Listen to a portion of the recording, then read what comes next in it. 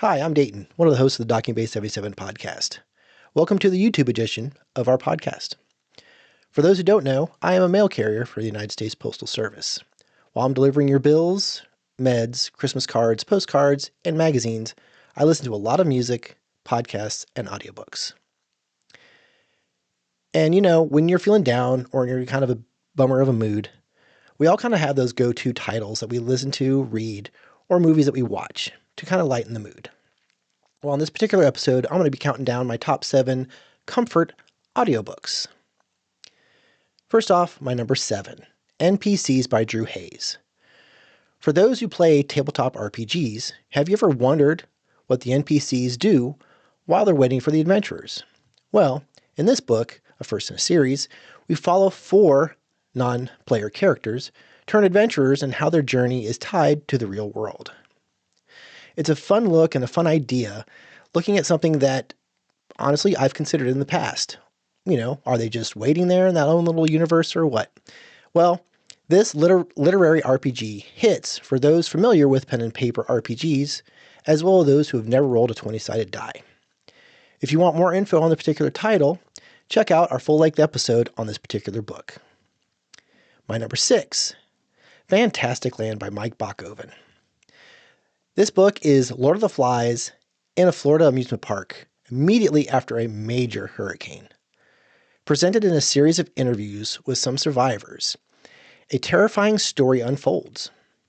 Good characters, tremendous voice acting, and an unfolding mystery keeps you involved. We also did an episode on this particular title. In fact, it's our number 1 downloaded episode for the podcast. My number 5. My only nonfiction book on the title, Nothing But a Good Time by Tom Bowser and Richard Beanstalk. Now, I'm a big fan of music, and I love digging into history and stories behind the music. This book takes us back to the 1980s and the hair metal genre that dominated radio, MTV, and concert venues for almost a decade. The book enlightened me and changed my views on a few people, confirmed my opinion on others, and gave me more respect for those that survived the insanity of that genre and decade.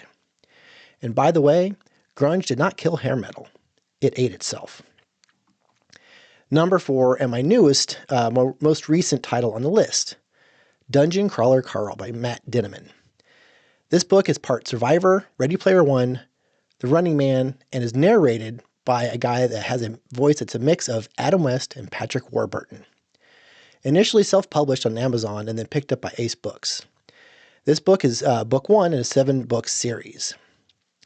This is also one of the few books my wife and I share an affinity for. The humor is dark and fantastic. The action is violent and gross, even though we are mostly focused on Carl and his talking cat, Princess Donut. Dinneman does a good job laying the groundwork for a much larger story. I just finished my 3rd listen of this title this year. I will soon be diving into the sequels. God damn it, Donut. By the way, this is the only book on my list that I don't own a physical copy of. Christmas gift for anyone looking for one for me. Number 3, and the next 2 are actually from the same author, Terry Pratchett. Number 3 is Going Postal. Professional con man Moist von Litvig, great name, gets a chance to go legit with a government job when Lord Vetinari makes him the postmaster of the Ankh-Morpork post office. That is completely failing and is a total mess. This book hits on so many levels.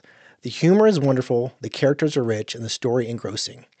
And the creatures we know from myths and legend take on new personalities in this world created by Pratchett.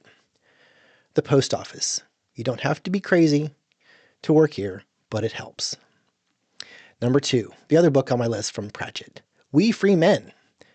This is the story of 9-year-old Tiffany Aching and the beginning of her journey to becoming a witch. This is the first in a series of books telling us about Tiffany's story. In this world, witches are the caregivers of their steading instead of evil spellcasters. But Pratchett does reference those stories when it comes to townsfolk and their fears of witches. We get new characters like the Nat MacFeagles, Nanny Ogg, Granny Weatheraxe, and the Queen of Fairyland. Oh, and let's not forget Roland, the son of the Baron, who gets lost and Tiffany has to save. This was my introduction to Terry Pratchett, and I think it's a great place for anyone to start if they haven't read any of his books yet. So much fun. I love the Discworld series. My number one, and probably the one I've honestly been through more times than any of the other books on this list. Ready Player One by Ernest Cline. As a youth growing up in the 1980s, the pop culture references were enough to hook me.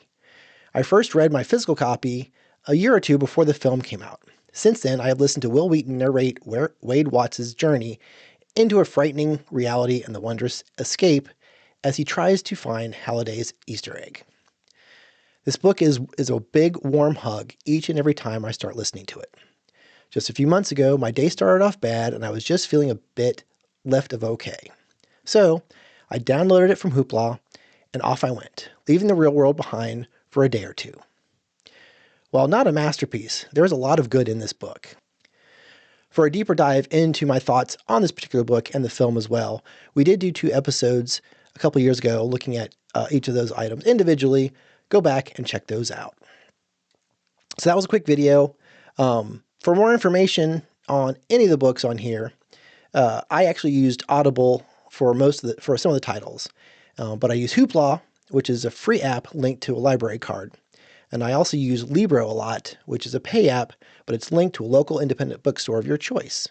Each purchase you make on the app, the store of your choice gets a cut. So, there. And yes, I do own all of these once again, except for Dungeon Crawler Carl.